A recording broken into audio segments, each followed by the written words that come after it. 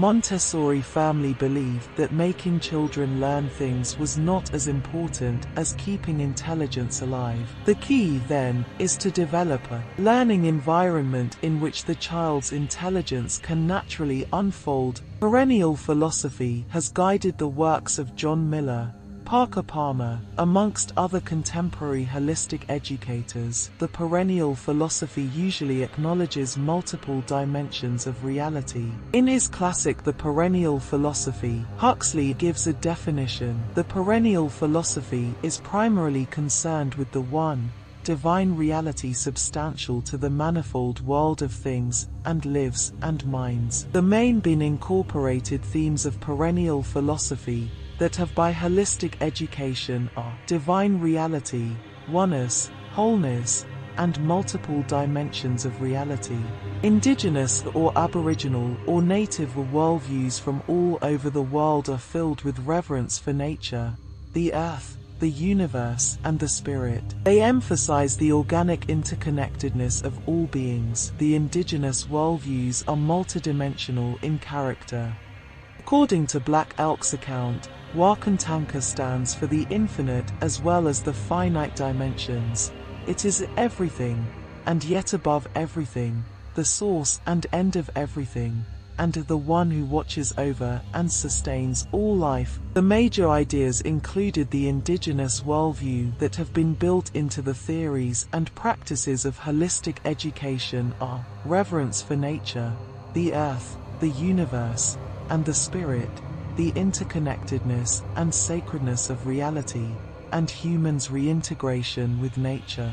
The concept of a life has a central importance for many holistic educators. Ron Miller introduced the term a life-centered to describe the spiritually rooted, holistic education. The philosophy of life, or life philosophy, assumes that there exists a fundamental life force, or a universal life process. The life in this sense is both a transcendental and immanent principle of the cosmic world. This orientation of holistic education conceives education as an integral part of the greater life process.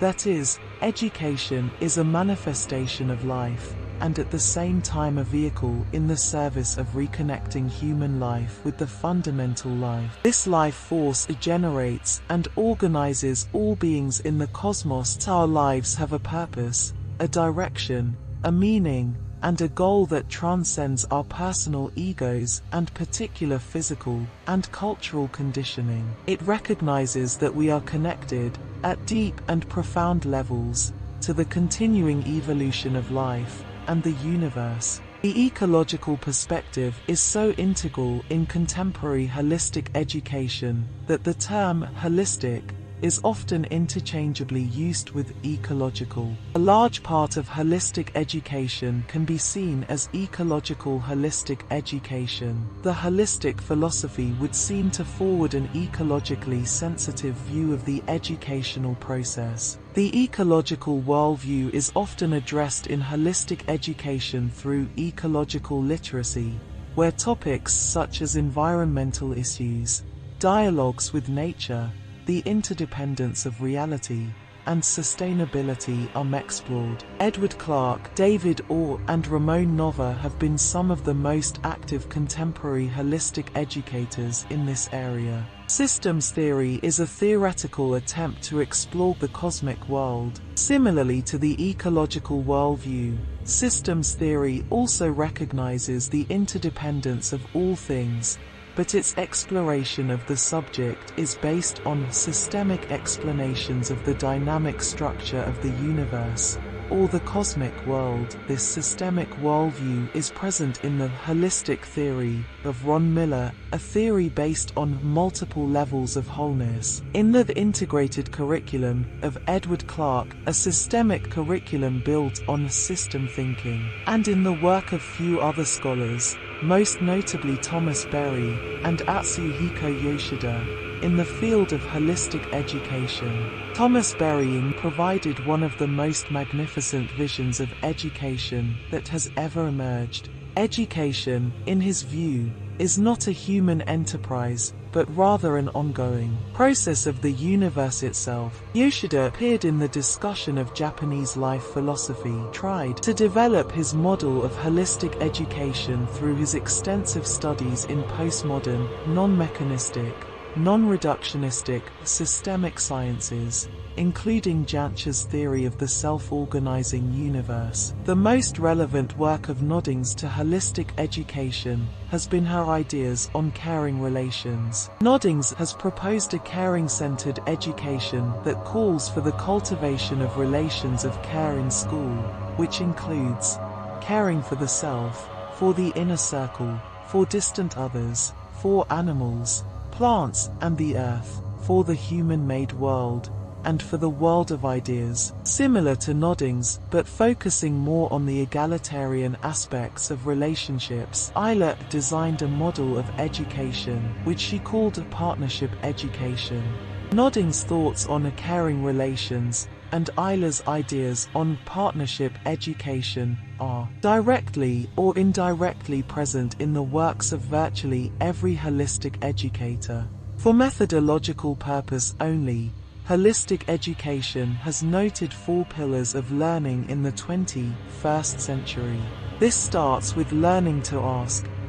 To ask is a natural act of consciousness in its search for knowledge. Its real purpose is not so much for the question to be answered as to be explored. Learning to learn means empowering the attributes of consciousness to exercise skills such as paying attention, listening, perceiving, and developing curiosity, intuitiveness, and creativity.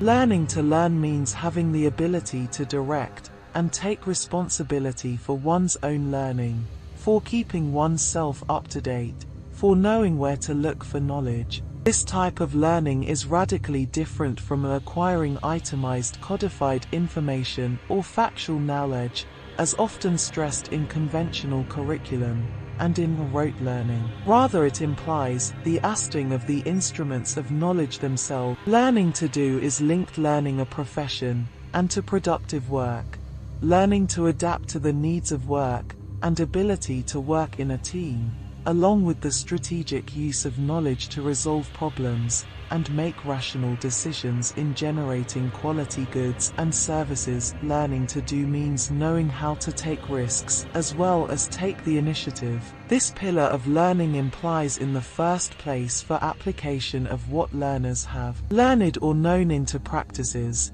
It is closely linked to vocational technical education and work skills training.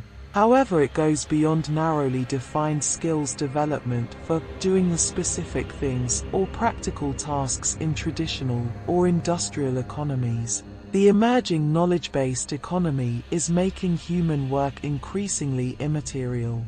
Learning to do calls for new types of skills, more behavioral than intellectual.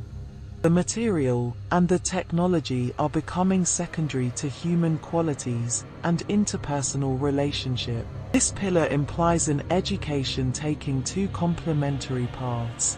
On one level, discovery of others, and on another, experience of shared purposes throughout life.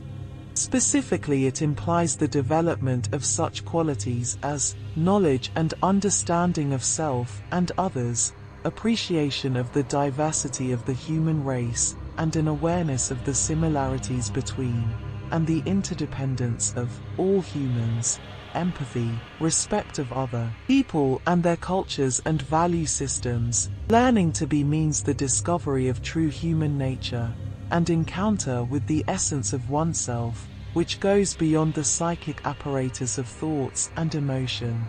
It is learning to belong to the whole. It is the discovery of our universal dimension. It is the discovery of one's own being, and the inner wisdom achieved through self-knowledge. Holistic education nurtures this learning in a special way, by recognizing the human being as a basically spiritual being in search of meaning. Learning to be may therefore be interpreted in one way as learning to be human, through acquisition of knowledge, skills and values conducive to personality development in its intellectual, moral, cultural, and physical dimensions. This implies a curriculum aiming at cultivating qualities of imagination and creativity, developing a person's potential, memory, reasoning, aesthetic sense, physical capacity, and communication social skills, developing critical thinking, and exercising independent judgment. Wholeness holds that everything in the universe is interconnected to everything else. Everything that exists is related in a context of interconnectedness and meaning, and any change or event affects everything else. The whole is more than the sum of its parts. This means that the whole is comprised of relational patterns that are not contained in the parts. Therefore, a phenomenon can never be understood in isolation. The person is viewed as an integral being with 6 essential elements: physical, emotional, intellectual, social, aesthetic, and spiritual. These 6 elements play a fundamental role in the learning process. Even though, traditionally, the cognitive aspect has been favored, holistic education recognizes the importance of balance among the 6 elements. Holistic educators do not see the student as a brain that must be programmed, but rather as a whole being. In the course of human interaction, a community can be comprised of the school, the town, or even the family. When holistic education work with the school as a context, they transform it into a stimulating learning community, and meaning is acquired through the relationship with others. Learning how to establish appropriate human relationships is an objective of education, and to the goals we impose upon ourselves as a society.